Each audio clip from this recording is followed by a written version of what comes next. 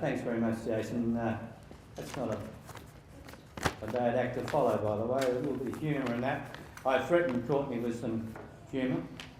I'll now delete it. Now, I suppose, let me be a bit serious, I suppose, for a little while. The first thing that I can say, I guess, is as the father of a bride, I do have the pleasure of making the first formal speech of the night. And you wouldn't believe it, but over the last 4 or 5 weeks, a number of my friends, a lot of them in this room tonight, have spent a lot of time giving me advice on what I should and shouldn't say. Keep it short, no funny jokes, try to remember names, etc. I'm sorry, I can't remember any of the names, and I don't know any jokes, so we can get rid of that bit. However, it's over 40 years since I was allowed to say anything in public. So, I am sorry. The doors are about to be locked. You're in, and you are mine.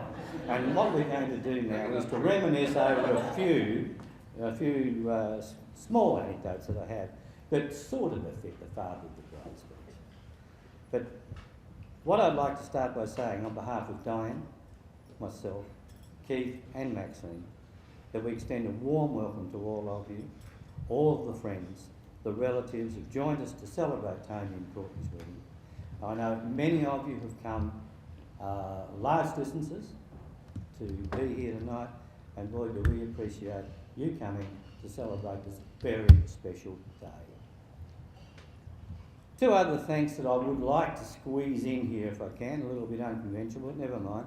And they're to Sally Meadows and a little band of people that turned up yesterday and spent a lot of time putting together these beautiful flower arrangements that you see in front of you tonight. Well done, crew. And Sally, thank you for your leadership. And then secondly, to Marilyn Tarr. She stepped in at fairly short notice, given the speed that Courtney does work at, and she was kind enough to put together and make the dresses worn by our 2 young bridesmaids. And Marilyn, thank you for that. Now, if you don't mind, I'm going to give you a bit of soppy stuff. I've got to say, it probably was fairly obvious when I walked Tony down the red carpet.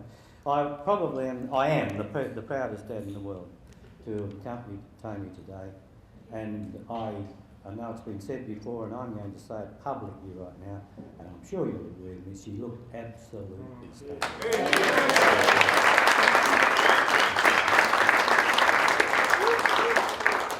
Now, enough of the hand clapping.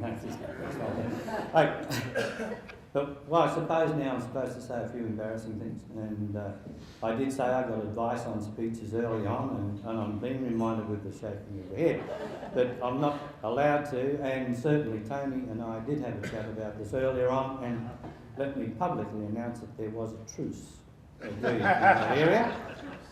But suffice to say that both Diane and I are very proud of what Tony has accomplished in her life, and we're both delighted that our wonderful daughter has found someone she loves and cares for so much, and as was obviously displayed this afternoon, is loved in return.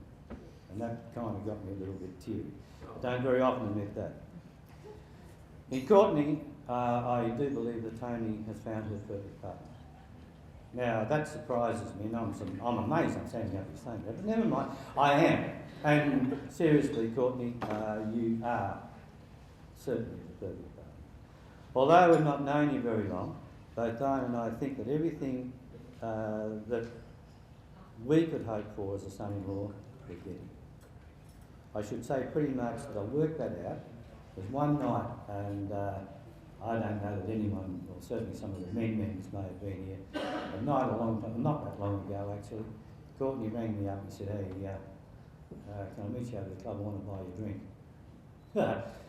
How smart was that?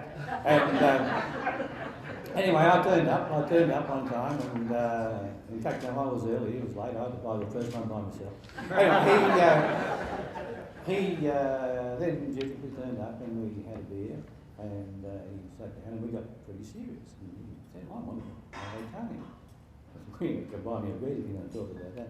So we ended up having a couple of drinks, and obviously, as a consequence of that discussion and other things, we're here for a very happy day today. But seriously, he's many good qualities. And I did write these down, Courtney, just so I don't get them wrong. Not the least of which is the ability to appreciate the finer things in life. And that summarises it all. You've married Tony. How good is that? Now, I've got a little bit of tricky stuff to handle, and then I can sit down because my job is done. According to the Idiot's Guide for Wedding Speeches, this is where I'm supposed to give you some advice on the subject of marriage. Many would say that I'm not qualified, but having said that, I've been married for over 40 years. Survived over 40 years.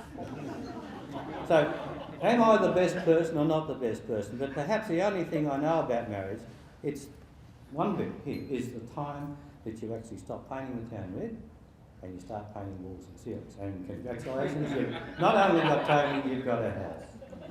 Tony and Courtney, you don't need my advice. I'll give one little bit later. But the only thing I would say is that you must choose your partners for the right reasons, and I think both of you have. And I think you've shown that again, over and over and over again in a very short period of knowing you. But, now let's go back to the 40 plus years that I've been married, and I'm going to ask you to remember 3 words. All, just, and only. You're going to hear them a lot. The way you'll hear them is this. All you need to do is ... It just costs ... It will only take a few minutes ... Now, these are gross misunderstatements within marriage. Remember this, Courtney. I'm giving advice to you now. I'm supposed to be on Tony's side. Never mind. It works both ways. What I am also going to add is this, that working and helping around the house is not a bad idea. I have got some interesting statistics here, and I want you all to remember these statistics. They actually come out of the crime statistics that are available, and it has categorically been proven that no wife has ever shot her husband while he was washing up.